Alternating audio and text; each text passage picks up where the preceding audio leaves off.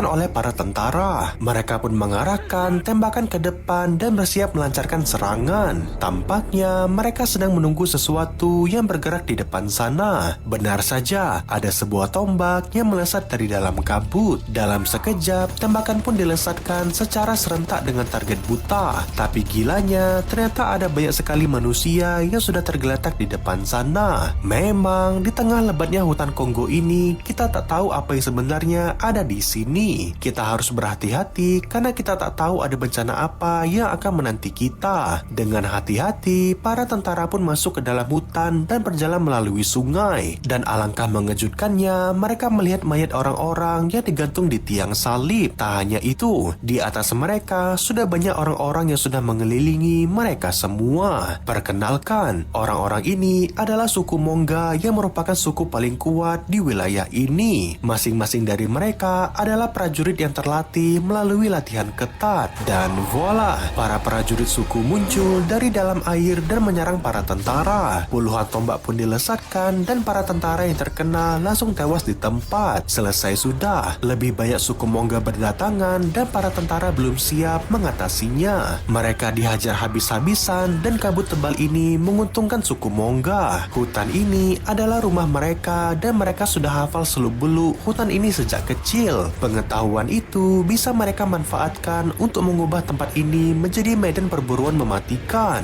Hingga akhirnya 99% para tentara tewas kecuali bos mereka, yaitu pria berbaju putih ini. Ia sudah kalah telak dan memutuskan untuk menyerah saja. Perisai pun diletakkan dan kini ia tak bersenjata sama sekali. Tapi di sini ia berdiri dengan gagah berani seakan menantang para prajurit untuk berduel. Dan salah satu prajurit suku pun maju untuk menjawab tantangan tersebut. Prajurit itu menyerang duluan, tapi ia dengan cepat dikalahkan oleh pria berjas putih. Ternyata pria berjas putih bukan orang sembarangan dan gerakannya sangat profesional sekali. Kepala suku Mongga pun turun tangan dan akan mengalahkan pria berjas putih dalam duel yang adil. Tapi di sini pria berjas putih berkata bahwa ia memang mencari kepala suku itu. Ternyata baru diketahui bahwa pria berjas putih itu adalah seorang ilmuwan dan ia datang untuk mencari berlian paling langka yang katanya hanya ada di sini. Mendengar hal itu, kepala suku pun langsung menunjukkan sebuah batu. Itu adalah batu berlian yang paling mahal di dunia karena kualitasnya yang sangat langka sekali. Dan tak disangka, kepala suku akan memberikan berlian itu secara gratis jika sang ilmuwan bisa membawa seseorang kepadanya. Pria itu adalah Tarzan yang dijuluki sebagai Raja Rimba. Sebagai gantinya, kepala suku akan memberikan berlian yang jumlahnya tak sedikit. Dan itulah asal-usul kenapa ilmuwan gila dan tentaranya menyandara orang-orang suku ini.